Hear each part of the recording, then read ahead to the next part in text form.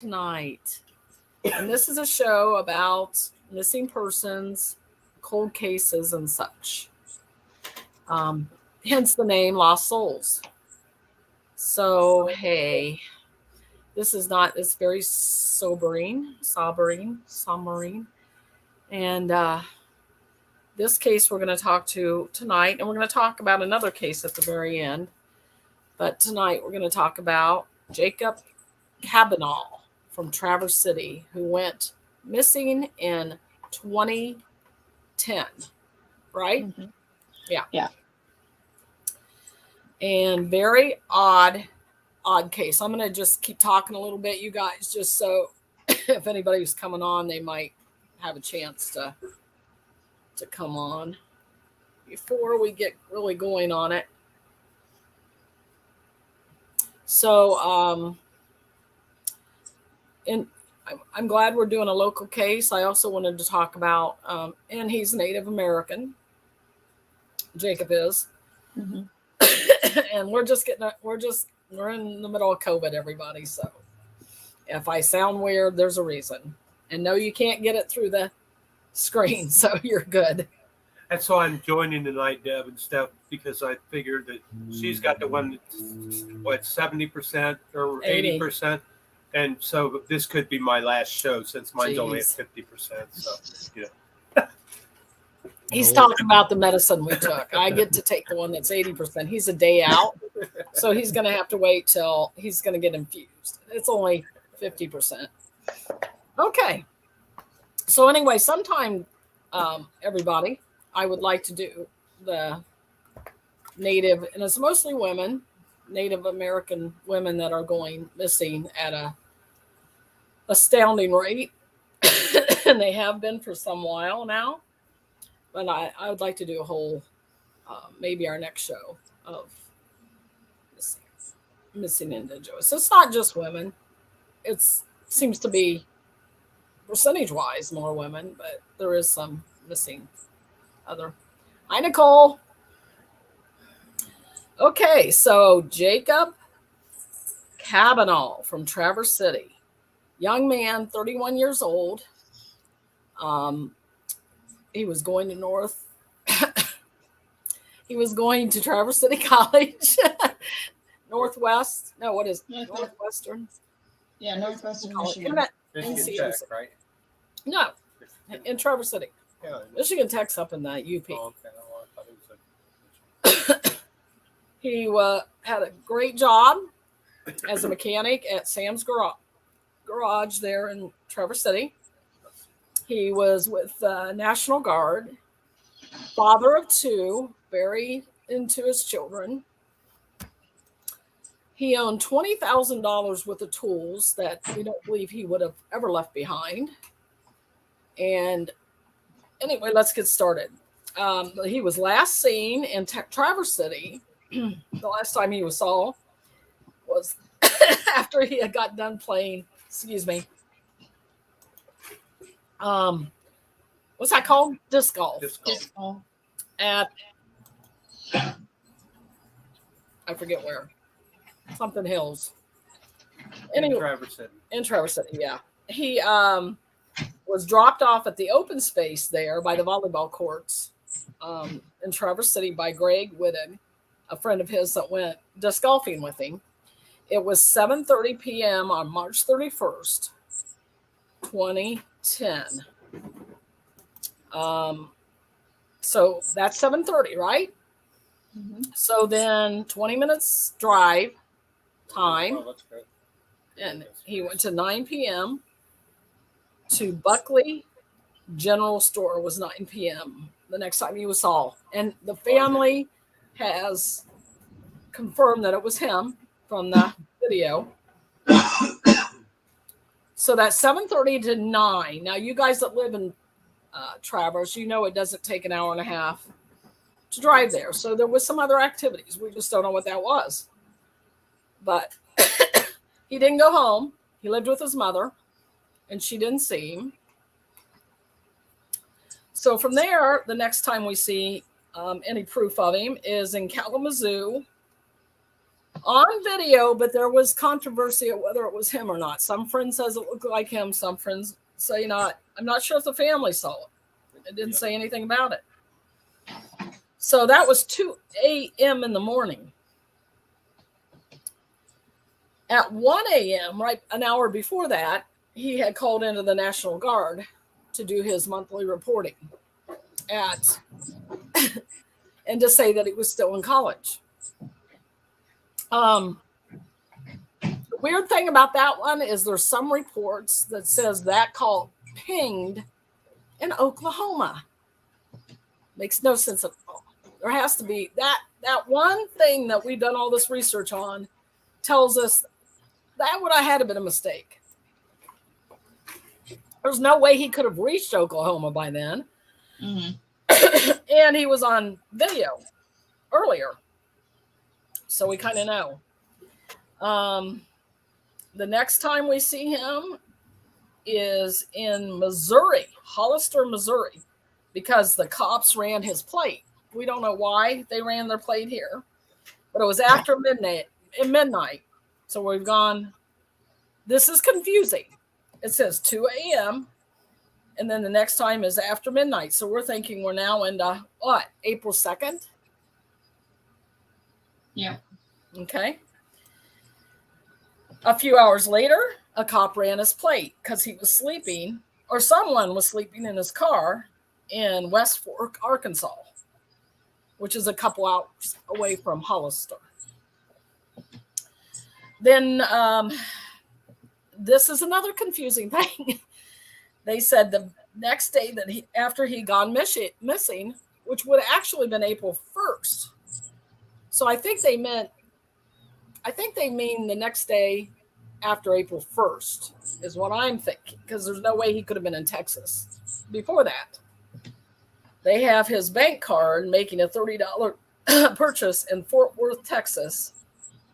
And then a few hours later, a $30 gas charge to Sweetwater, Texas, which is 191 miles from Fort Worth.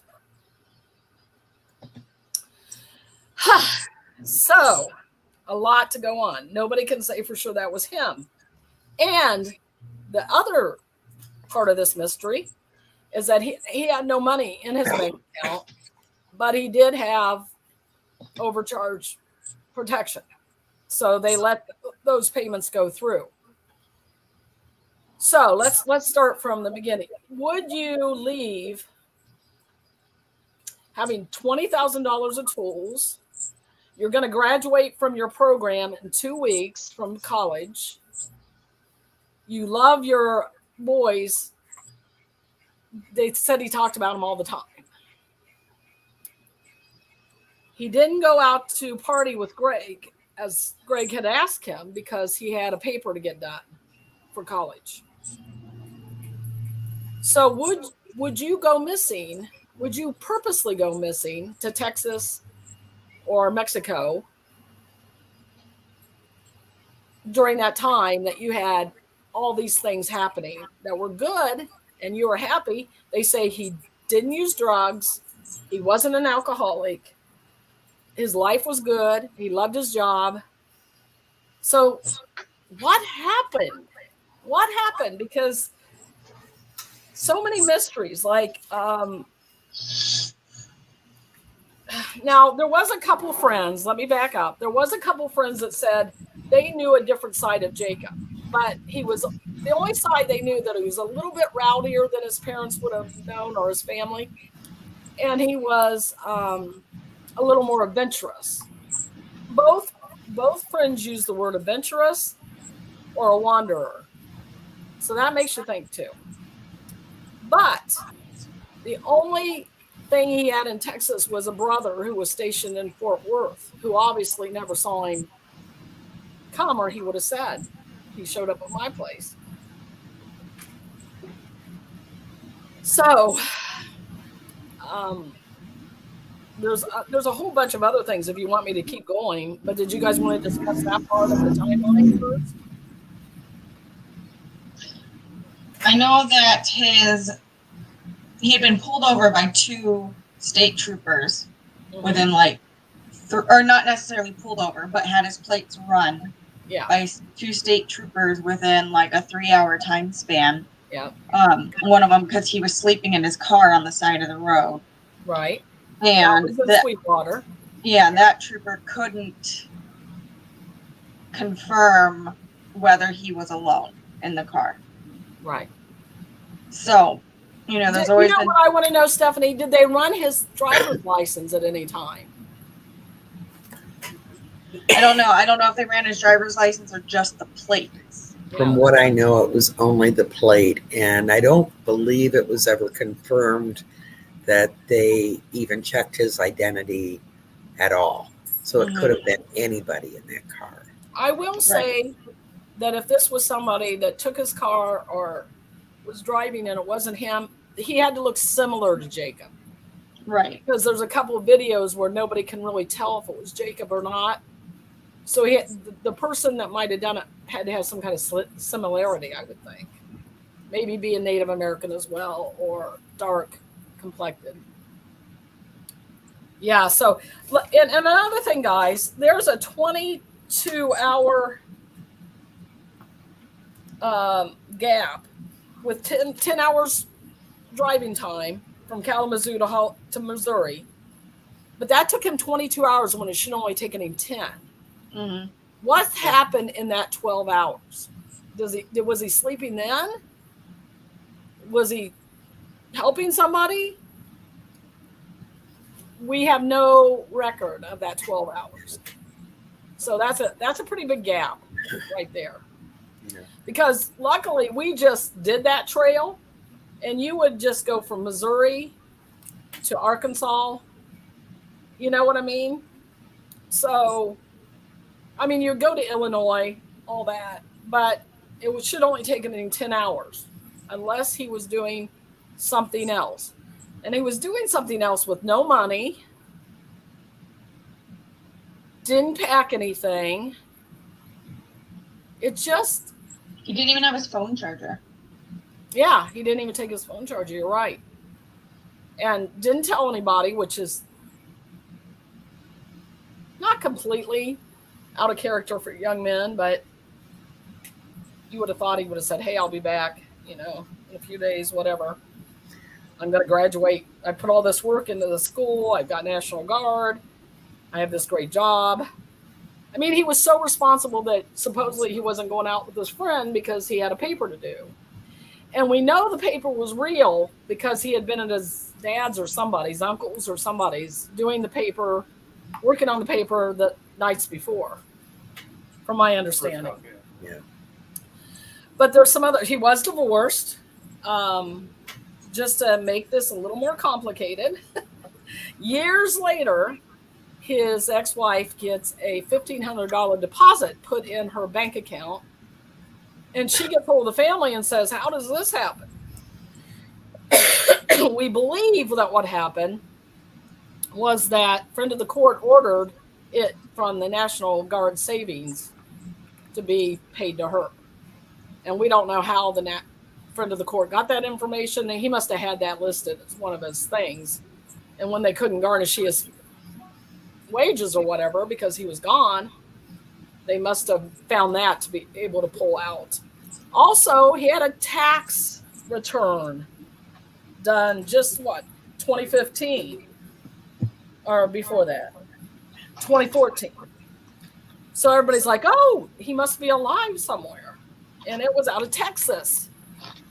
Well, it turns out that it was a shell game, fraudulent thing that real estate did a shell game and used his name. Now, how did this person in Texas know to use Jacob's name and know that he wasn't already on the tax records and all that stuff? That's just it. I'm sure there are people who just search missing people, and when they've been gone for a long time, then because he has been legally declared dead. So I think that, that's fairly common for people who do tax return scams, is to look for people who are missing or declared dead and use their names. Right. So I didn't say that the last time the bank card was used or the phone or anything was Sweetwater. I don't think the phone was used. Just No, because it had died. Sweetwater was the last time the bank card was used. So I want to touch on the timeline again real quick, just to go over here. So at 7:30, he dropped Greg Whitting off at the open space. The open space in downtown Traverse City. And so his next appearance is at the Buckley General Store, and that's at 9 p.m. So we're talking an hour and a half there, and we know basically I'm trying to give it time and everything, but it's about a 20-minute drive, correct, from Traverse City to Buckley? Oh, from open space, probably about 30. Okay, so that leaves an hour there of time that was unaccounted for. Right. Did he go get clothes, whatever the case may be? Did he stop and see? Home. Well, maybe he went and bought some or something, or went to thrift, whatever. But I want to know, where was he at in that hour? Where is that hour's time? Okay. So then we go from Buckley to the ping of the phone at 1 a.m., which says Oklahoma. But I was mentioning to Beth about, I wonder if that isn't a misprint or something, and could be a suburb or around Grand Rapids or something like Oak Hills or Oakland or something like that, and it, could be a misprint somewhere because it just doesn't make sense to me. It's 15 hours to Oklahoma. So yeah, but and then at 2 a.m. He shows up on camera outside of Kalamazoo. What is it, Matawala or Matawada? Mattawa. Okay, so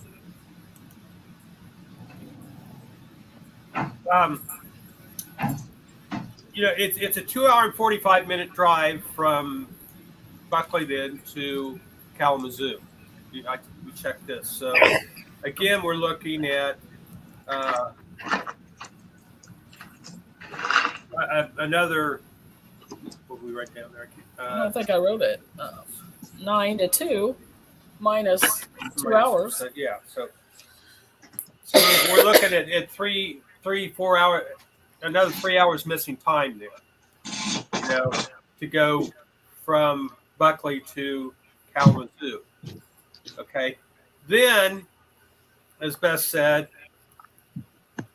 his and you mentioned there also the state police in Hollister, Missouri, ran his plate, and this was at midnight. After midnight. After midnight. So here we're looking at a 22-hour difference. Minus the 10-hour drive. So it would be 12 hours there. So, we're looking at a trip that should have taken 10 hours, and this is 22 hours later. So we're missing 12 hours here. Yeah. So what was going on there? Did he stop in Hollister and possibly was sleeping there or something? But what kind of brings a weird scenario to that then, though, is the next place he spotted is in West Fork, Arkansas, which is where he was sleeping. Where he was seen in the car sleeping, and I believe that was about 3. Write it down here. But we had a time too. No, it said a few. All it said was a few hours after Hollister. How far of a drive was it? It was 200. It was an hour. No, 171 miles. Yeah, so it was like a 2.5 hour drive. So again, a 2. Yeah, 2.5 hours. I'm sorry, drive. I remember. Yeah. So then, Fort Worth. We go the next thing we have, and I don't understand why. If he bought gas with his credit card on his bank card for $30, okay. Why they don't have a time frame on that, a timestamp on that card when it was used there? I tried to find out. We looked as much as we could, so that to me throws up a red flag. I should have put the thing up. Keep going. Keep talking. Okay, so then, Oh, please. I'm looking. Okay, so the next time his card is used is in Sweetwater, Texas, which is 191 miles away. And it's also for $30 for gas on his bank card. Again, there's no timestamp there. But going back and doing some researching, in 2010, the price of gas was about $2.12 a gallon. And he owned a 2002 Chevy Malibu, which gets 20 miles to the gallon in the city and 29 to 30 on the highway. So $30 comes out to about a full tank of gas. So I want to know why he's driven 191 miles, why he needs another full tank of gas then. So something's not jiving there either on, the price that they're saying that he paid for the gas and the mileage that he traveled. It doesn't add up. It doesn't. No, it doesn't.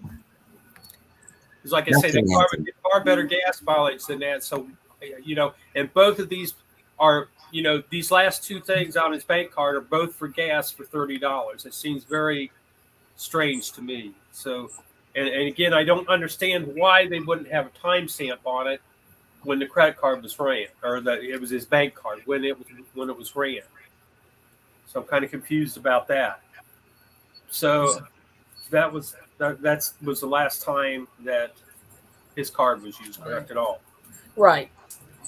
And then his car was finally reported by Carfax after the new detective took over in Mexico, supposedly. And they're guessing they didn't. And they're guessing it was at a junkyard. I know that we don't have the resources to send people to Texas, but it really angered me that the prosecutor. Got to back up again. There was the first investigator had someone, and we don't know who, go in to have a lie detector. After the lie detector, he went to the prosecutor to talk about bringing charges or bringing someone in for maybe not charges, questioning. And the prosecutor said, no, it seems that he has been in Texas or Mexico alive and well, so it's not our jurisdiction anymore. So the case was just, even though they knew about this car that had been crushed and, it felt like it was about money. We're not going to send people down there to this big expense to go check these out or anything. And that bothered me a lot. How do you say, with all this, all what the family says and all the weird things that are happening, that you can't send somebody down there to check it out, or you can't bring somebody in for questioning because it's not our jurisdiction anymore. So do we know that was his car? No, I don't. It's just a car tax thing. Right. What'd you say, Steph? I was asking if she meant the one that was found in Mexico. I mean, it's kind of weird that they would get it wrong, but I think you could really easily get one number or one letter out of place. It's weird that it was Mexico, so close to the Texas border. But, yeah. This is just really got me in a tizzy. Thinking so many things that could happen. Like Barry and I were just talking about what could happen in those hours. Well, they could be anything. It could be he had dinner. He was visiting with someone. They said he was so kind that he would have helped anybody. So did he find somebody broke down on the side of the road on his way home? Did a friend call at night and say, hey, can you help me out? Or somebody he knew. And he went to help him. I guess let's turn it over to you guys. What are your thoughts? Well, for me, I have followed this case from the beginning. My daughter knew him and knew his wife. I didn't know they were divorced. From what I was told, they were working on things. They may not have been divorced at that time. I don't know. Right. I think that the divorce didn't happen until he was declared dead, which, how can they do that when you don't have a body? But, in order for her to move forward, I get it. Everybody that knew him, and like I said, I never met him, but my daughter knew them, and he was apparently a sweetheart, just very close with his kids, very kind, pretty soft-spoken. He was adventurous, but he was never one to get into trouble or do anything. Oops, wrong one. Do anything that was like illegal or wrong. Right. So it's a real mystery. My experience in human trafficking it kind of steps in there too, because with all of these unanswered questions and all of this stuff kind of out there with no answers. I remember when the photo went around that was supposed to have been him at a gas station. You couldn't tell. You really couldn't tell. It was so fuzzy, and who knows? Right. His license plate was called in twice, but there was never an identification on him. So, could he have been trafficked? Absolutely. We don't know. Right. With most of these cases, there's somebody out there that knows something. And that's why we do shows like this, because maybe one person will hear it and go, maybe this has something to do with it. Call it in. Yeah, we got some comments going on here I think we should catch up with. Hi, everybody. Thank you for being with us. Important show. Thank you for sharing. I'm sorry? And thank you for sharing the link. Yes. Hi, guys. Shared. Yeah. How are you guys doing? Hot here in California, says Nicole. Love, light, and comfort to all. Oh, thank you. Yes, that pings makes no technical sense. Somebody had his phone, I feel. That could be. We wondered about that. Like, could somebody have flown and had the phone?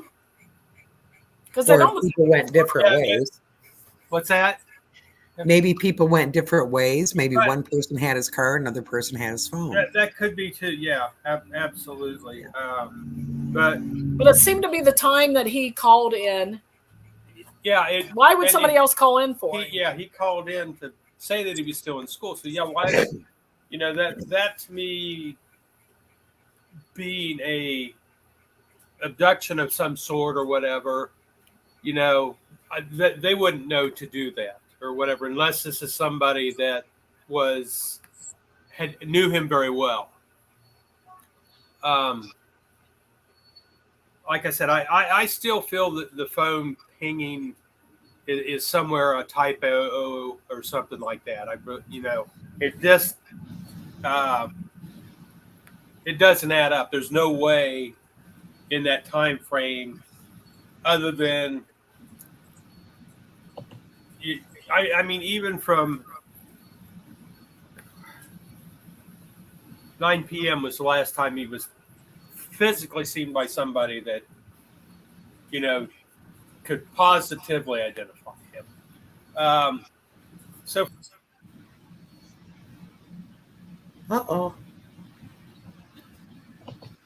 Stephanie, can you hear me? Yeah. You must have lost them. Yeah. They're on their way back. Here they come. with the street. Oh, there, my comments were gone. I was trying to get my comments back. So for that phone, like I said, for it to be used on that terms for somebody to call into the school like that, it just doesn't make sense or whatever. I still hope, like I say, I worked for the phone company for years and stuff, and know that things can get screwed up in a hurry or whatever. But I totally feel that there's something wrong there with that pinging there. I still believe it's either a typo or something like that. Like I said, I would like to find out. We didn't get a chance to do that, to find out if there's an Oak Hills or Oklahoma, something that could have came up, a suburb somewhere that he was going through or something around that time that would have pinged, and they just thought it was Oklahoma. Oh, we lost Deb now. Oh, no.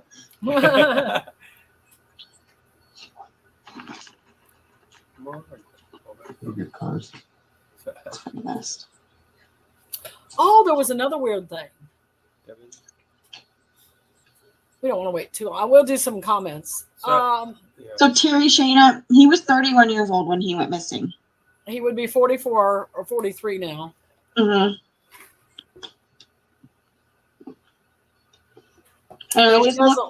Felt like he disappeared. Go ahead.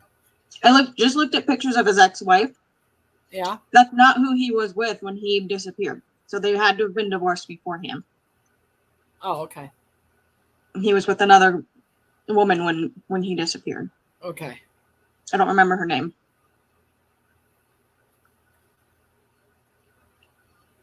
Yeah, it doesn't feel like he just disappeared by himself. I mean, who leaves $20,000 worth of tools when that's what you're going for school for? That's what your job is. And you have no money in your bank account. You have no money, then if you're going to do that, if you're going to disappear, take the tools and sell them. Or get a job wherever you're going with those tools. Not leave them at home. The family was very close, I understand. 10 siblings, I think. Yeah.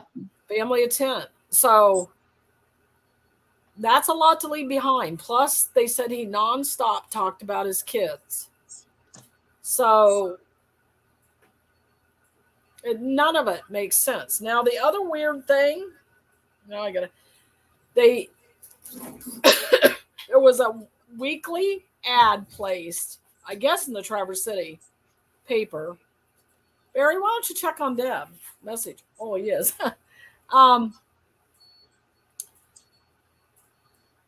Every year, and they just thought it was the Traverse City paper doing a wonderful service. And then after he was declared dead in 2015 by the courts, the ad stopped. And so I think it was the sister that called in and said, what happened to the ad? We still believe he's out there somewhere or somebody knows something. Well, it happened to be a old girlfriend who was taken in by the family. Well, I'm sorry? An old girlfriend of his brother. And what was her name? I have it written down somewhere. And she was in the hospital at that time. And that's, hey, Deb. I think and that's why we were talking about the ad, Deb, that was placed for years and years, weekly. Mm-hmm. And then it stopped after they pronounced him dead by the court system. And I think it was a sister or the mother that called in and said, why aren't you putting the ad in anymore? We thought that was just something you did. And it turned out to be this girl that the family had taken in and was very close with. And I can't find that information, of course. And she happened to be in the hospital and wasn't able to put the ad in. That was what happened there. So they were very touched by the fact that she had done that for all those years. Another thing that I thought was a little weird was George Nemes, one of his friends, said that he had one of Jake's duffel bags with Jake's name on it. And that he was making a point of how nice Jake was to give everybody, things. But I don't know. So a lot of people have been, there's always those conspiracies about the guy he was with playing disc and his friends and all that stuff. Oh, he was helping George too. He was helping George fix his brakes. They had got the front brakes done, but they hadn't got the back brakes done yet. Mm-hmm. So he was in the middle of a job on top of it all, or a friend job, but a job. So there was so many things, like life was going on just like anybody else's life would be. No, I wonder if they did. I know it was 2010. They could do an internet search for then to see if he was like online dating or talking with anybody from Texas. Or we don't know what his brother's situation was in Fort Hood. Was he under stress and maybe Jacob thought to go be with him? We don't have any of those answers. Deb might. Deb, you have any of those answers to any of that? No, I really don't. As far as his brother goes, the only thing I heard is his brother said he never came there. And I don't know. I mean, you would think if he really did go to Texas and was that close to his own brother, who he hadn't seen in a long time, right? That he would go see him. Yeah. No money.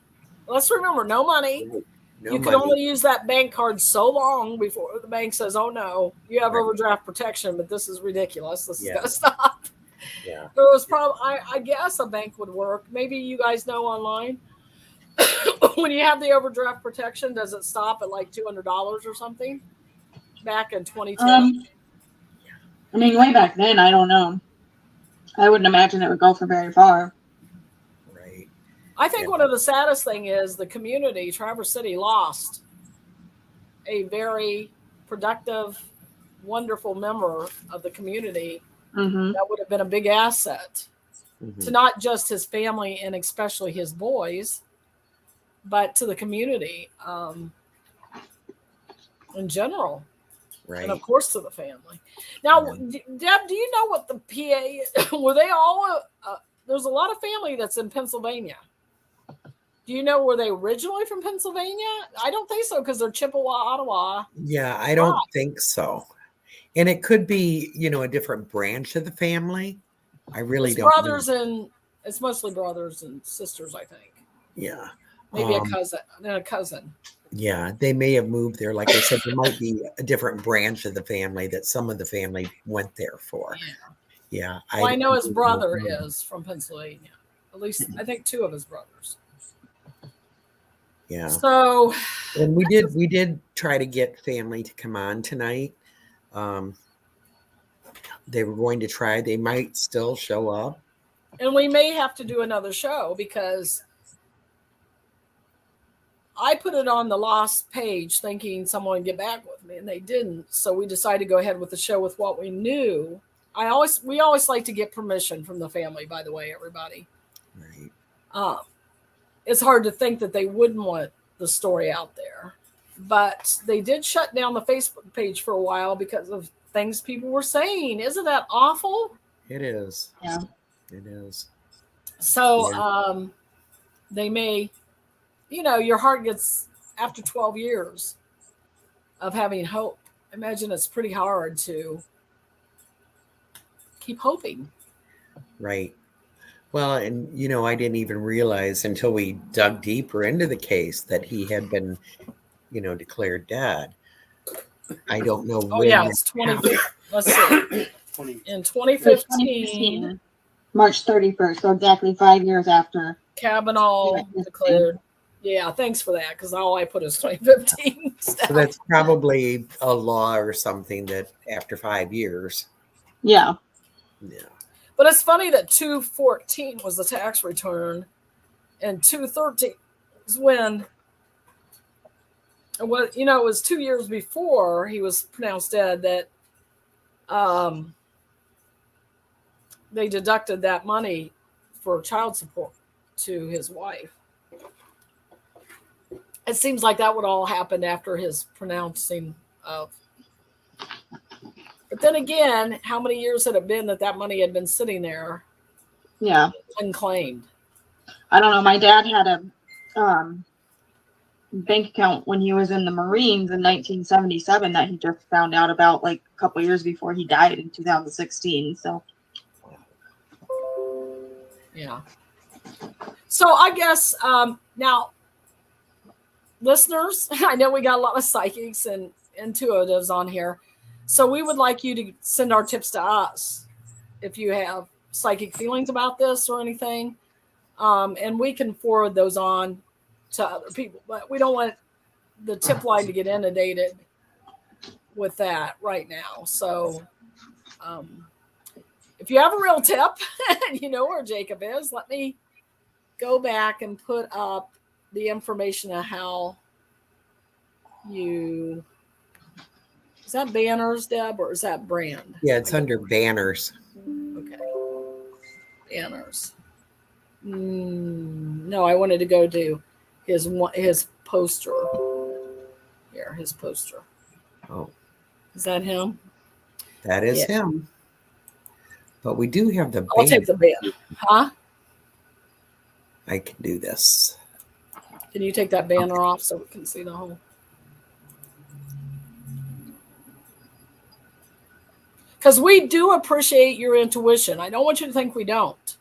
But we're trying to keep things separate from what people who may happen to tune in and say, oh, I remember him, and I remember that I never told them that I saw him that night, whatever. Yeah. To the intuition, which is very important. We're not saying it isn't, but at least we can keep it separate then, if you guys see what we mean. Yeah. Any tips definitely need to be called in or sent in. Yeah. And the other, leave that up there long enough? Okay. So I guess that I was starting to go to the feelings. What are your guys' feelings, Deb and Steph and Barry? What are your feelings about what happened to Jacob? Everybody's so quiet. It's hard for me to say just because everything is so convoluted and there's a lot of what if and there's a lot of maybe and there's a lot of suppose and there's nothing concrete enough for me to say, yeah, I believe this is possibly what happened because okay, get out of your head. What do you feel? I don't feel like he did it. I don't feel like he willingly went missing. He was so nice. He loved his kids. He loved his girlfriend. They would come in. I worked at Family Fair and they would come in all the time and he would talk to us and his girlfriend would talk to us. And I remember after he went missing and she kept coming in and, I would talk to her from time to time and she was just heartbroken. And it just doesn't seem like a possibility. Obviously I didn't know him outside of that circumstance, but I think when you have someone coming in that you see every single week for 2 years that is talking to you and all of that, you kind of get at least a decent feel of who they are as a person. And it doesn't feel like that's something he would do. Deb? Yeah, basically exactly the same. I remember when it first happened, my daughter called me and said, Mom, are you getting anything on this? And before I knew circumstances, I said, he did not do this on purpose. He did not leave because he wanted to. There's a lot more behind it. And throughout this whole time, I've always had that feeling with him that he did not leave because he wanted to. There's something drastically wrong. Yeah. And I don't know what. Couldn't we tap in as mediums, Beth, and get some information? I always try to keep that a little bit separate. Right. Working in cases like this, because we have to deal in facts. Right. But at the same time, we do get the intuition. We do get some mediumship stuff. And I stick to, he did not leave because he wanted to. I'd put my life on it. Yeah. He did not leave on his own. Unless the only way I would see that if there was some kind of mental break. And he had no history of that. Barry, what do you think? No, you got to go ahead because I got to shut that. Some numbers here. So. Some people want to say, was he in the car somewhere? Let's just say that to be nice. Some other part of the car. Right. Okay. And I want to be sensitive. The family may watch this. And I'm sure they've gone through every thought that they've had too. But for his nothing to ever ring. Yeah, there was a tax return, which turned out to be wrong. There was a transfer that had nothing to do with him doing it himself. But for there not to be any, yes, you can go to Mexico and disappear, I suppose. But why? Right. Why? Yeah. He obviously had a loving relationship. He had a loving family. He had a great job that he loved. Who puts all that energy into school? Right. You know, a young man at 31 who has $20,000 in tools. Would you? Right. They wouldn't leave that. Yeah. Where his kids? He wouldn't leave his kids. No, that's more important than his $20,000 in tools any day. And they were young. I mean, one of them graduated this year, but they were little.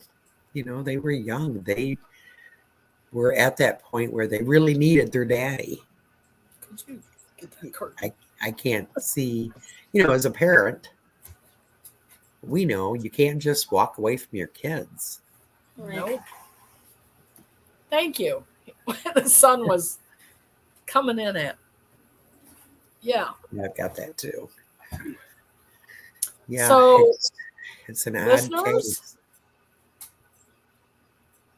Do you want us to give your input? I'm going to crunch some more numbers for you. I was just looking up some more stuff here because, like I say, the mileage stuff just doesn't add up to me. Chevy Malibu that year has about a 14.3 gallon gas tank. So that 191 miles that we're talking about between Fort Worth and Sweetwater. That would have meant the car was only getting about 13 miles to the gallon. And as I said, the car wasn't that old at that time. So, we've got an HHR out here that's far older than that, and it still gets, very high 20s on the highway and 20 around town, about the same, and they basically have about the same engine in them or whatever. So if that's the case, as I said, the carb's only getting 13 miles a gallon. For it to be that way, it had to either be totally loaded down or he was pulling a trailer. Mm-hmm. Because I don't believe it was in bad mechanical shape because he's a mechanic. Mm-hmm. So, I mean, of course, they always say look at a mechanic's car too, or whatever. But he did have damage to the front passenger side. It was cosmetic damage or whatever. So, it's not going to cause us to get that type of mileage. So, if we go back then again too, and even put it at the low end of 20 miles to the gallon, okay, that would have put him he should have been able to drive 286 miles on a tank of gas. So there's a 95-mile discrepancy there.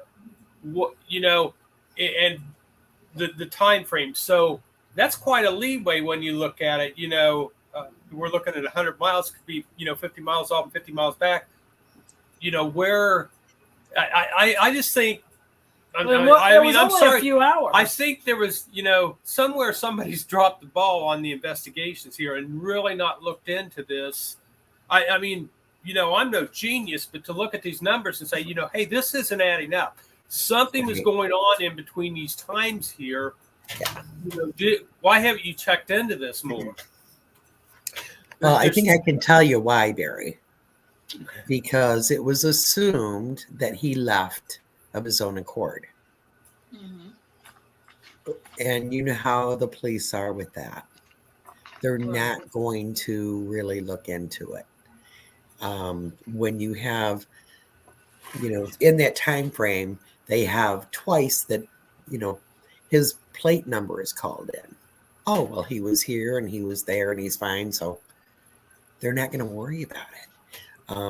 Too often, way too often with the missing, and we see it on most of the cases that we look into, they drop the ball. They say, we really don't have time. We're not here for that. So, and let's be honest, it has to do also if the parents have money or the people have money or what color they are. right.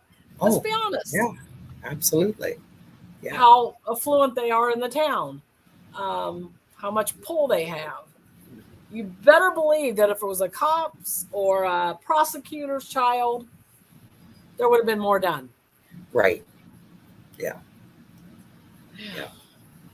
So there could have. I don't know where this leaves me or leaves the family. Only I just don't want it to go cold. Right. To where will we ever have the answer? Say he was in a different part of the car and they did crush the car. Yeah. Yeah. Did they ever go there and check? Especially in Mexico. Come on. Yeah. Yeah. And it, everything was so vague. Mexico, not where in Mexico. Mexico is a big country.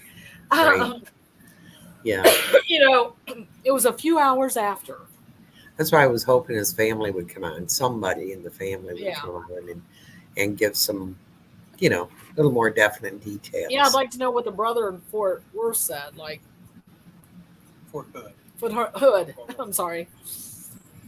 Had he been talking to Jacob? Jacob ever exhibited. The only thing that was even said was there was two friends that says one said he was a wanderer and one said he was an adventurer. Okay. I could see running down to Texas just out at a spur of the moment and thinking I could be back. Oh, yeah. But I would be coming back. Right. So, maybe he got down there and then that's where he got in trouble. But he didn't seem like the kid that would take off without money, clothes, some kind of plan. It sounded like he wasn't a dummy. I mean, right. Yeah. Even adventurers make sure they have their tools that they need. And the comments got quiet. We're willing to listen to your ideas, everybody. Or am I just need to reboot or something? Am I missing something? No, they stopped. We haven't had a comment since 7:33. Wonder why. Hey, commenters out there, will somebody comment to make sure our comments are working? I know that Solars. I'm going to call you Lost Solars. Huh? One of our people was sending messages to me with information she was getting. Intuitively, psychically, and she said, I have to leave the show because I don't, I want to deal directly with him and not what's going on. Oh, there's Catherine. Hi, Catherine. Hi, Catherine. Thank you for letting us know that our comments were working. Yeah, so if you have a thought, a comment, we will definitely put that with the rest of them when we present it to the family or whoever, tip line, whatever. So nothing wrong with having feelings and thoughts about it. No. We're on a show. My son's trying to come in the other way. Okay. After all this time, any tips are good tips. Yes. Any bits of information. And there is a Jacob Cabinaw missing page on Facebook if you want to post anything on there. And they're really a wonderful resource for other missing cases in Traverse City. Thank you. Yeah, I did notice that they have other cases posted on his missing page, so that's good. Yeah. Yeah. Do you know, Deb, whether was there ever a private investigator involved at all or anything? Not that I know of. I don't see anything. No, I didn't hear anything about it. I, through the years, asked my daughter about it. Right. I had son-in-law and stuff, but they didn't know. They didn't hear of anything. Yeah, and it's hard, like Beth said, if the family doesn't have all this money behind them. Oh, sure, that would be hard. We couldn't do it. No. I mean, no. Okay, so let's just do a scenario. Say he's going on his way home and somebody's broke down with a flat tire. And they aren't necessarily the highest of life forms. Yeah. They are trying to go somewhere and do something that they need to go do. Here's a guy with a car. He has a wallet, I'm assuming. Most people assume that. Looks like the car would make it to Texas. There you go. Yeah.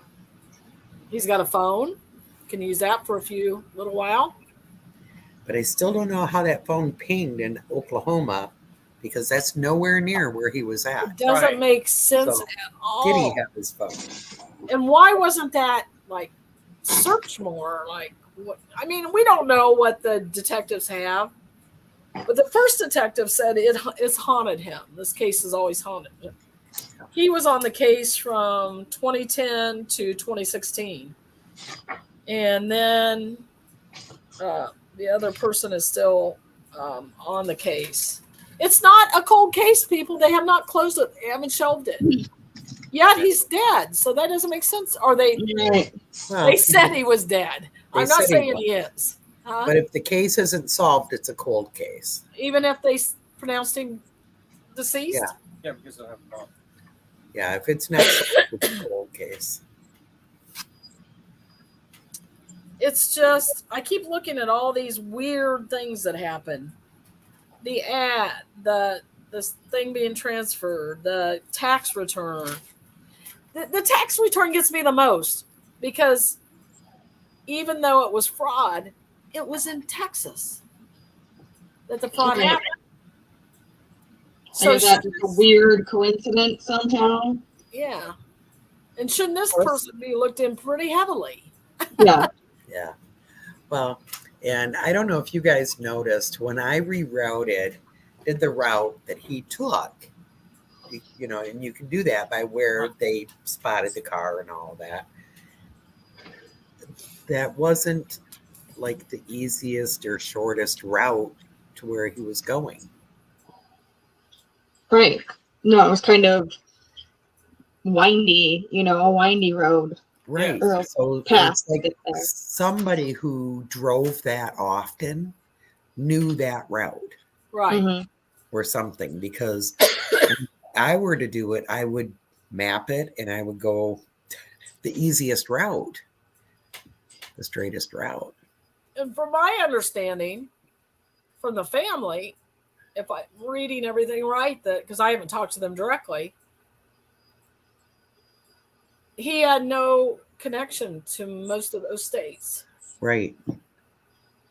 But somebody did. Somebody did. Other than Texas, his brother was stationed at Fort Hood. Right. Yeah. Other than Texas. His brother that didn't see him. Yeah. He never showed up.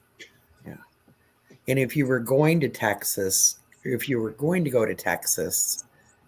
spur of the moment to see your brother, wouldn't you make contact with that brother to make sure they're going to be there? The fact that the phone was never back on. Yeah.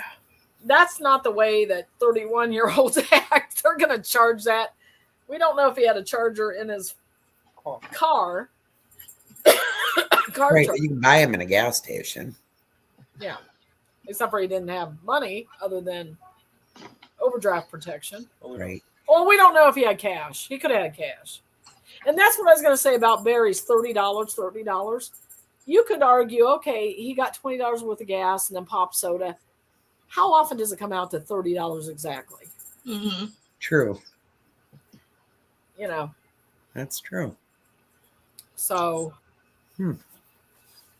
Yeah, for it to come out twice in a row, right when it together. was used the last 2 times, they're both $30. To me, just was another ping on the thing there that just doesn't add up. And here's another thing: the gas station, if the first gas station was that Buckley, Yes, it was just a small purchase of something like, ho-hos or something. So he had to have filled up at some other point. Did they go back and see where he, even if it was the day before or the 2 days before, how much gas he must have had in his car? Yeah. I mean, it's right. Yeah. It's hard to say. It's hard to say how deep they even looked into the case. It doesn't sound very deep at all, to be honest. He's a 31-year-old man who they assumed left because he wanted to. Are they going to waste their time, resources, or money investigating this? Yeah. Well, obviously not, because the prosecutor wouldn't even take in somebody who obviously failed. I'm thinking failed a lie detector, because why else would the detective have gone and say, let's bring them in for questioning? No, he seems to be alive in Texas and Mexico, so it's not our jurisdiction. Right. What? The prosecutor that decided that wasn't in the jurisdiction anymore and to drop it is now a judge in Grand Traverse County. Oh, wonderful. Wonderful. Eesh. Once again, if you don't pay, you don't play. Yeah. Oh, if you don't. I'm sorry, but that's how I'm feeling about this. Let me tell you, are you telling me that if somebody, a judge, adult son went missing, you telling me there wouldn't have been more done? Mm-hmm. Bullshit. Sorry. Right. Yeah. Are you telling right. somebody who puts money into politicians' pockets, pants? Their son gone missing. There wouldn't have been more of an investigation. Yeah. Bullshit. Right. Yeah. I'm the bullshit detector tonight. Yeah. And sadly, Beth, that is how it goes with most missing people. That's why we, if you look at the numbers, go on NamUs, there's so many unsolved cases. And it still blows me away because we have, I don't know how many in Michigan right now, but quite a few unidentified bodies. Right. They just find people, and if it doesn't quite fit, like, oh, well. Don't get COVID, people. Right. Okay. Well, if you guys think we've told everything we had to tell, I would like to talk about Kylie Rajan. Oh, wait a minute. It's here somewhere. So with that, I'm bowing out, guys. Love you, Barry. Get better. Thanks, dear. So Kylie Rodney. Bye-bye. Bye-bye. She has gotten a lot of attention, and that has bothered me. I mean, it hadn't bothered me. I think I want her found. But especially after looking at these Native American ladies and ladies of color that get no attention when they go missing. Kylie's a 16-year-old from Lake Tahoe. Lake Tahoe. Actually, the name of the town is Truckee. Yeah. Who has gone missing the last week or so. It was a seniors party. But more weird things have been happening with that, and Stephanie's going to fill us in on that in a minute. But she was 16, had graduated early from high school. She was at a graduation party or a senior goodbye party. She was actually going to college early and graduated early. Very close to her mother, straight A student. She had called her mom, said she was going to be home at 12:45, and this was 12:15 or something. And it's all over YouTube, people. If you want to see the whole story, it's not going to be hard to find. She Ventures with Purpose is going to go because it's such a heavily lake area. But she went missing after the party. She was highly intoxicated, her friend admitted. Some of the weird stuff is that her friend was supposed to get a ride home with her, but didn't because she realized that Kylie was highly intoxicated. So she got another ride, which bothers me because why didn't she make sure Kylie had a ride home? That bothers me. Yeah. And then she said goodbye to Kylie, told her she had a different ride. And then Kylie called her like 15 minutes later and said, do you still need a ride? Kylie's phone had died at 12:33. So we don't know if this call was from another phone because this was 12:45 or so. And there was people talking in the background. Was that a cry for help? Was Kylie in a situation where she was trying to reach her friend and say, I know we just said goodbye, but do you need a ride home? I'm trying to tell you I'm in trouble. Right. She is in a silver CRV. I've got the information right here. Is that her? Yep. Mm-hmm. Yeah. Oh, Deb, can you take that banner off again? Take it off? Yep. Just the the banner thing that's blocking. Oh, gotcha. Yeah. That's all the information. You're not going to get in trouble if you're a teenager and you did something or saw something. They have a hot anonymous tip line there. They want pictures. They want videos. They want anything you have from the party. They first said she was in a black T-shirt that said something about you don't want to be forgotten, but you just want to disappear. It's lyrics from a song. And it was a borrowed T-shirt sweatshirt. And now they're saying she's in a white and pink sweatshirt that said "Odd Future." So kind of weird that all these sayings are on these T-shirts or on these sweatshirts. Her house was only 12 miles from where it was going, but there was a lot of different roads you could take to get to her house or to leave the party. Another strange thing was somebody was camping and they said they saw all the people coming into the party. It was like on a national forest campground area. And then they saw a whole line of people. There was like 300 people at this party leave at 12:30. I find that odd that teenagers and young people are leaving at 12:30 from a party.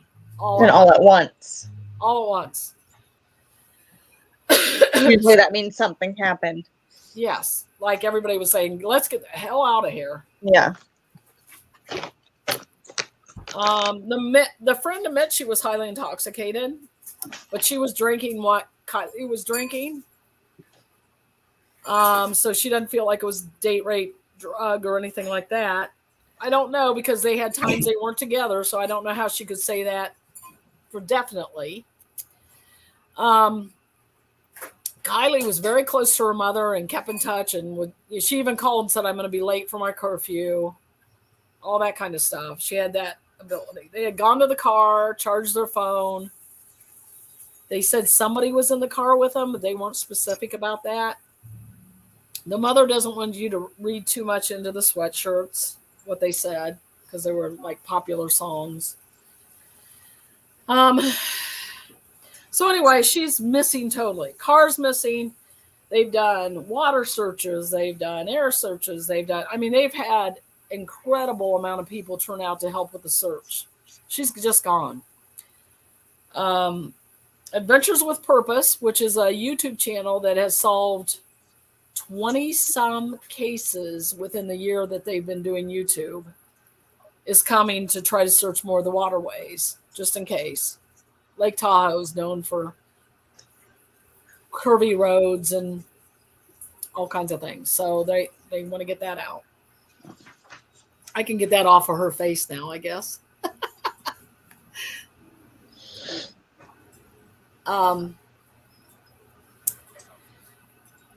But in the meantime, let me think if there's anything else I want to say about that. So there was a necklace that looked just like hers that was found in a pawn shop nearby. And she never took that necklace off. Someone was selling a sweatshirt that looked exactly like hers on like a retail, it's called Poshmark. It's like a secondhand app. And the username was Samantha. Now the friend that supposedly left her there was Sammy.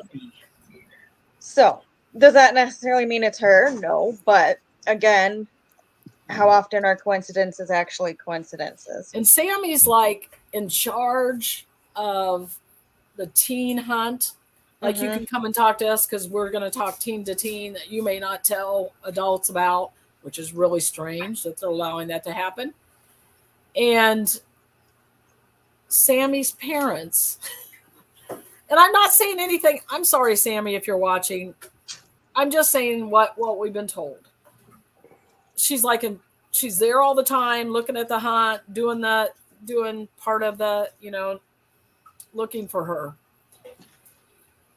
But her parents are also PIs, private investigators. Uh-huh. So, and then there was a time that there was a few adults that were telling the kids not to talk because they were going to get in trouble. So they have opened it to say, you can bring us anything. We're not going to charge you with anything. We know there was drugs. We know there was alcohol at the party. You're not going to be charged with that for coming forward. And that's also why they've done the anonymous tip. We lost Deb again. She went bye-bye. So anyway, it's a 2013 CRV silver. The license plate number was on that thing that I put up. Her last ping was by the water at 12:33. They're only 30 some minutes from Reno, which makes me suspicious, Steph, because I would think Reno would be a highly sex trafficked market. Oh yeah. Yeah, because Lake Tahoe is on the border between Nevada and California. Half of it's in Nevada, half of it's in California. Truckee is a pretty not so great town. Oh, is it? Mm-mm. So I don't know if that has anything to do with it. Deb, you keep disappearing on us, girl. We're just not having good luck with this one. Okay. So we were talking about how it's close to Reno, Deb. And Reno's 33 minutes. There was something called Hot August Nights going on there that night. But we were thinking it was a highly place for sex trafficking would be Reno. Yeah. But today, something else came to light, and I'm going to give it over to Stephanie. There's another couple missing in the area that she's missing in the same time period. Go ahead. All right. So this article came out August 13th. We can't hear you real well. Oh, this article came out August 13th. And it says a Northern California pair is missing after a Reno trip. So 36-year-old Juan Almanza Zavala and 29-year-old Jeanette Pantoja left together to attend Hot August Nights in Reno. The pair had told family members that they had planned to return that night. After the two failed to show up, the family of Pantoja reported her missing to the Nevada County Sheriff's Department, and the family of Zavala reported his disappearance to the Yuba City Police Department. The last known location of their cell phones for both of them was Nevada County. And the sheriff looked in the area where their phones pinged, but they didn't locate them. And that's really about all that's known at this point. Gone. They were seen driving a blue 2002 Ford Explorer with California license plates. They had been dating at one time but remained friends. So they weren't really even a couple. They were just hanging together. Yeah. So, and they also, to connect that even more, Kylie's parents were going, am I saying that right, Kylie? I think so. And it's Rodney. It's Rodni, which is unusual for the name. Was going to Hot August Nights, and she opted to go to the party. And people wondered if she didn't decide that she wanted to go to the end of Hot August Nights and maybe start driving that direction. But a lot of red flags here. A lot of red flags. People leaving at 12:30 in droves. 300 people being at this party that was supposed to be like 100 party, but word got out. You know how that happens. Right. Older men there that seemed out of place. A lot of things. Yeah. A lot of things, and I don't want to accuse anybody or anything, because if you're out there searching and you're helping, the worst things you could have is have somebody have doubts about that, but you got to look at everything. Right. Deb, thoughts? I know this is new to you, but thoughts? Yeah, I really hadn't looked into the case. It doesn't feel good to me. I read very little on it. The whole trafficking thing definitely crossed my mind. Me too. More than once. And, you know, sometimes things, they are set up like that. Like even, you know, in Michigan, boat shows, car shows are huge for sex trafficking. Oh, really? Oh, yes. Yeah. So this was... Anytime you're going to have, you know, a lot of people, and especially with young people, like, you know, boat shows, people might take their kids, or young couples might go to them. Car shows. And then they hear there's a graduate party just 30 miles from here. Hey, we should go see what we can get out of that party. There's going to be some drunk young ladies left at the end of the night. Yeah. Well, I was just looking too, and that pair went missing on August 7th, and Hot August Nights only ran through the 6th. So, oh, really? Yeah, so they drove out. I thought they were coming home from Hot August Nights. Well, no, they drove out and said they would be back that same night. Oh. So they drove out on the 7th, but Hot August Nights ended on the 6th. When did Kaylee go missing? I'm trying to think. Kylie. I should have it written down, but I don't. Oh, it should say on my... I knew that Jacob was going to be the main thing today, so I didn't put quite as much. Yeah. Even though I'd been obsessed with it on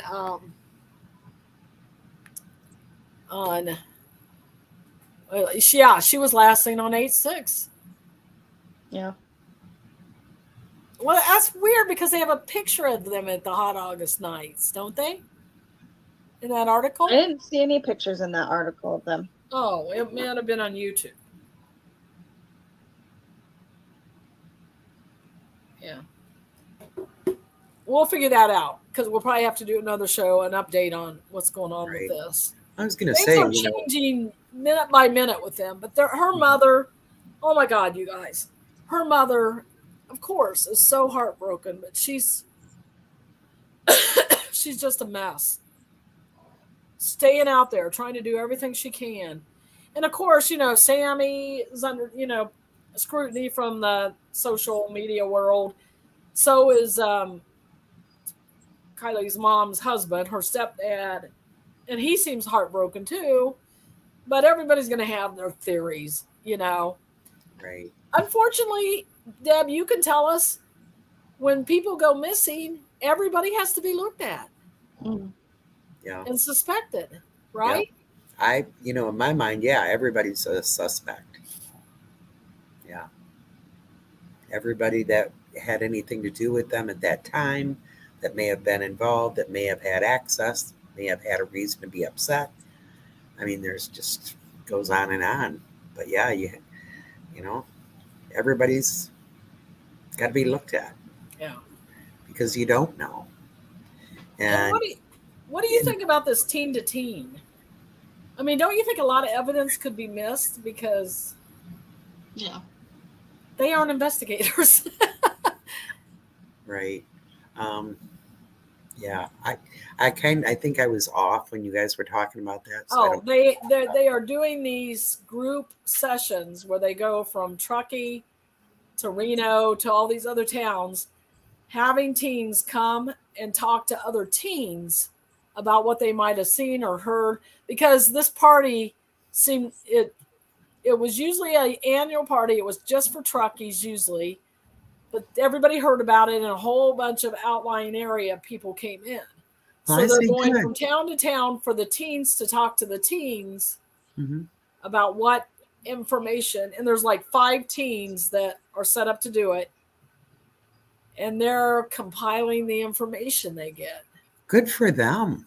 You think that's good? Heck yes. I was torn because I wasn't sure that a teen would know what was good information But any assistance in getting information is better than no assistance at all. If you simply leave it up to the police, you'll get nowhere. That's true.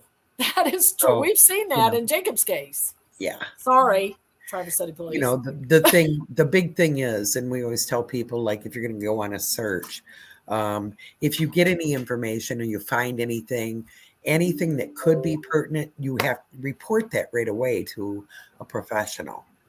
Oh, okay. Yeah. Don't try to handle things yourself.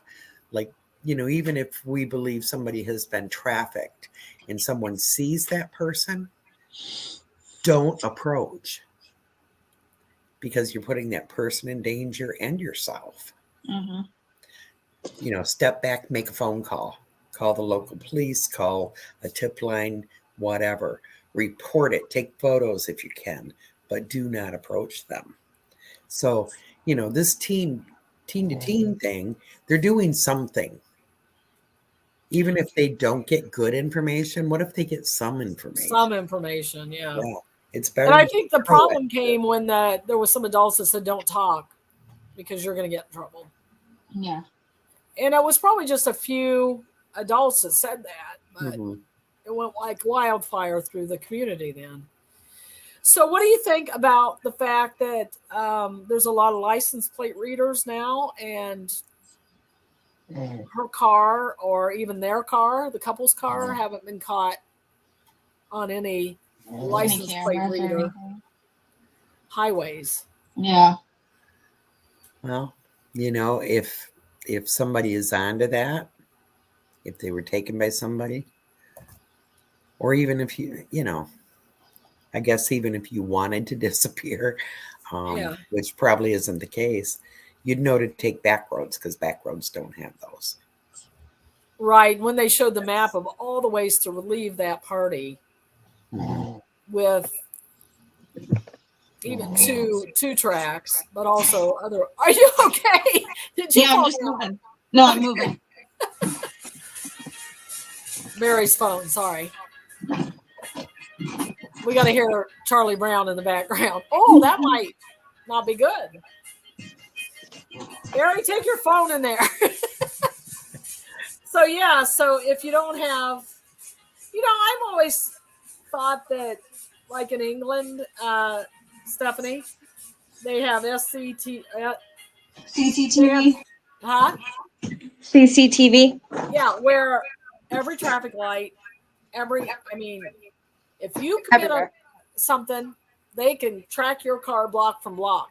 Mm-hmm. And I always thought that was kind of intrusive, but nowadays I'm thinking maybe we need that. Yeah. With the sex trafficking and kidnapping and everything that's going on. Mm-hmm. Moving of documents that you shouldn't move. Sorry. Political statement there. Yeah. Yeah. Well, even microchipping people. Now, I know we all freak out about that, but we do it to our animals. Yeah. For their benefit, if they run off and. Yeah, because everybody says, well, we have a phone and that. No, obviously it doesn't do it. She pinged at the water the last time she pinged, and her phone was about ready to die. So we have no idea if she was just taking a picture out of the water, what was happening. Right. Right. Yeah, and you I can't know always track people with their phone. What? You can't always track people by their phone. No. And now a lot of the cars have a way to track the cars, I guess, if they, if you have somebody who went missing.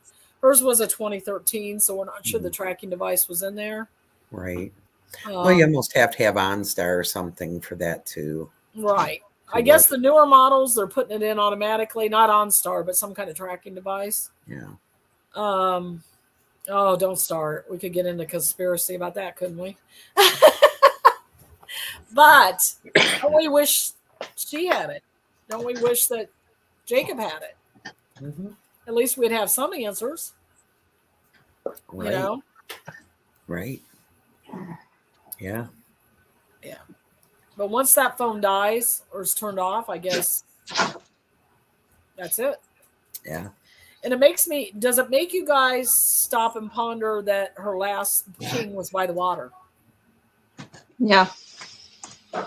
Now, it's very dry out there and it's very low, but there's a lot of bodies of water out there.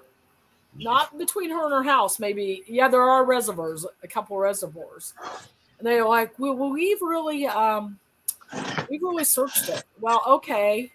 If you watch Adventures with Purpose, which I do, once the car goes in and sinks, if it gets in the right, current, it can go miles.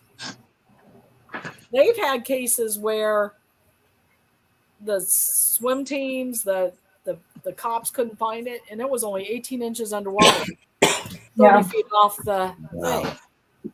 So I'm glad they're coming because they have sonar that on top of the water, they take it out and it does the whole area. So anything that they see that looks slightly like a car will be looked at. And they could still have her and the car could be gone, or vice versa. Right. It makes you think the car's not there because the car's gone because there has been no hit on it at all. Who knows? So why don't we open up to you guys have any other thoughts, or did you guys have any other missing person cases you wanted to bring up tonight? I had not any thought myself. Okay. Steph? Nope, I think I'm good. Yeah. There's hundreds of them. I mean, literally, even if we only did people from Michigan, we could do a show a week for years.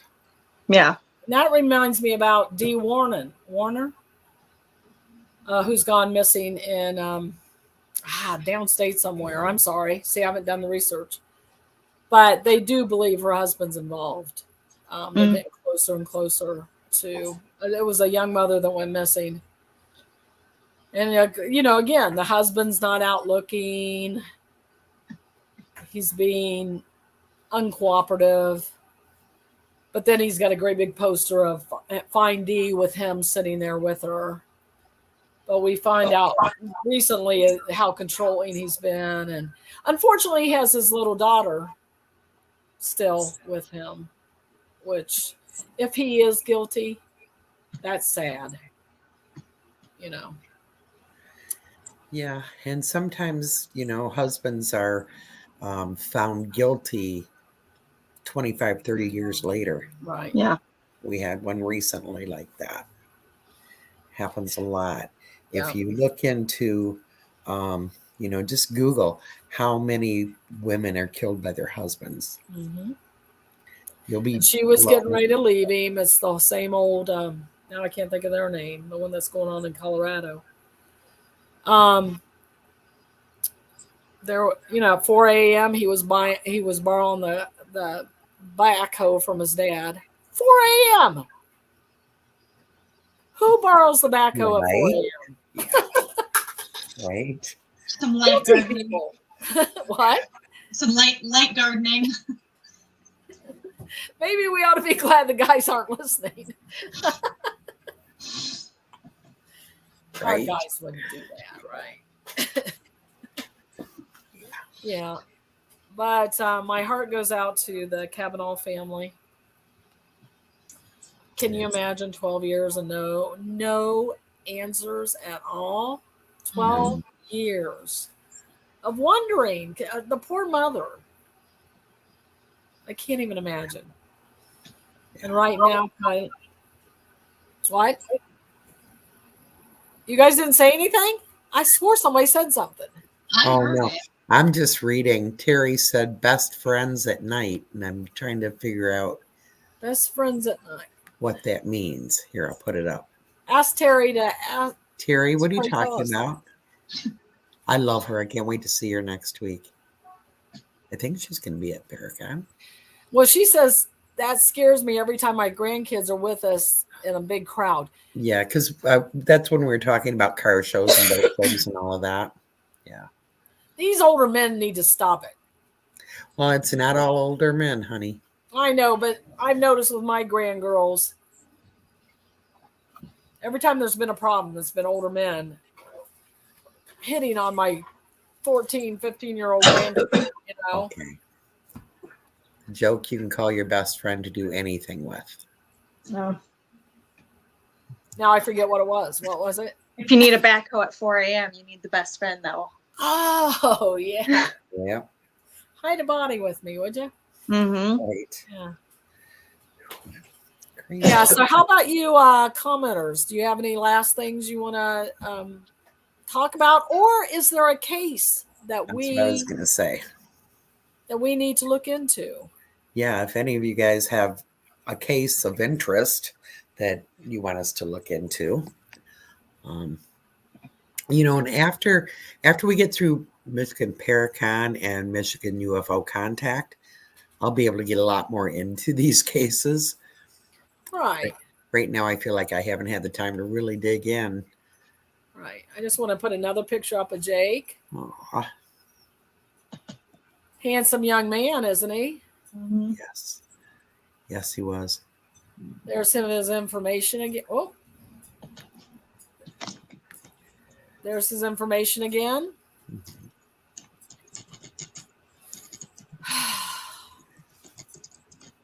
Yeah. It would be wonderful if somebody had a tip. Kylie. Cutie.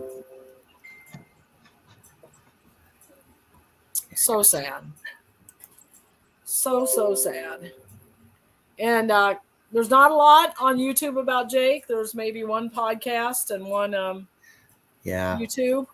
There is a ton on Kylie. You could spend all day watching things about her. Yeah. Yeah. So, and she's new. It's new, and she's, I hate to say it, but more hopeful that there might be a. Well, as time goes on, there is less hope. Right. The first 48 hours of anybody going missing is the most important. Mm-hmm. That's exactly. like that window. And if you want to see more Michigan cold cases or missing persons, Jacob's Facebook page, they put up a lot of Michigan missing cases. But we really would like to hear from you guys if you have any that you think we ought to look into. And you can also go to our, I can't see. Where's our thing about our email? I'm missing it. Here it is. Under banners. You could post on our email, not just tips, but you could suggestions. My cat. Suggestions for shows or people that you think we ought to look into. So it's lostsouls22@gmail.com. And you could get hold of any of us on our Facebook page, right, guys? Mm-hmm. Yep. Yep. Absolutely. Well, is everybody feeling complete? I think so. Yeah. Yeah. All right. Until we. Then let's call it a night. Again. You want to take us out, Deb? Okay. Well, we love you all. Thank you all for listening. Tune in again. Are we doing another? We won't go back next week. I'll be in California. I mean, you guys can still do one, but I. Yeah, I think for a couple of weeks we probably won't do any shows. Yeah. So we'll announce when we have something coming because Paracon's coming up, California's coming up. So everybody take care, bless you, and keep us informed with missing cases. Love you guys. Bye. Good night. Say a little